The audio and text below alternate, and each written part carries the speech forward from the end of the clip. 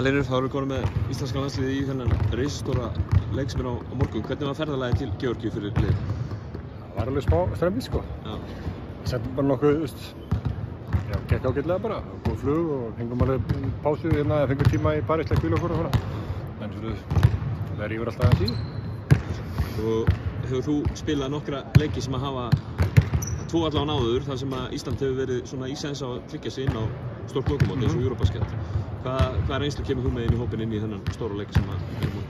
Já, bara góð spurning sko. Þetta sé ekki helst bara þessi trú sem við höfum á þessu sem ég alltaf að töngast á. Og það voru eitthvað öðruvísi leikir, það var ekki það var ekki sami, það voru heimavelli, þannig að þetta er aðeins öðruvísi núna, það verður ekki vinnveitt umhverfi þannig lagað sko.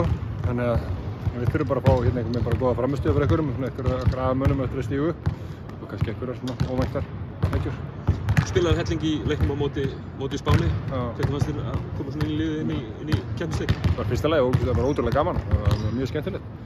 Já, bara leikurinn sjálfur bara gekk allt í lagi sko.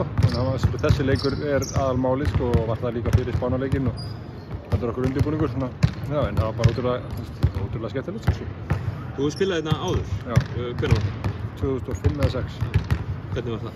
Við töpum, ég man ekki nákvæmlega hvernig það var, það var helviti langt síðan. Ég man að ég sjálfur var náttúrulega rotaður eftir 30 sekundir í þeim leik sko, þannig að það var ekkert sérstakt svona í minningunni. En það er ótrúlega, ég man að þetta er stemningunni sko, það var rosa stemning og það verður væntanlega á morgun líka. Georgíumenn eru ekki minna spenntir fyrir því að komast inn á lokamóti heldur en Íslendingar. Verður ekkert erfitt að svona taka það til hliðar þegar þú lappar inn í höllum á morgun og verður að sprjála þetta? Þetta verður ekki auðvelt að neitt náttúrulega, það verður mjög erfitt allt saman sko. Þeir eru með frábært lið. Við þurfum að eiga alveg topp leik til þess að vinna þetta. Það er bara þannig sko, þetta verður mjög erfitt. Er þetta stærsti leikur sem Ísland hefur spilað? Ég veit það ekki.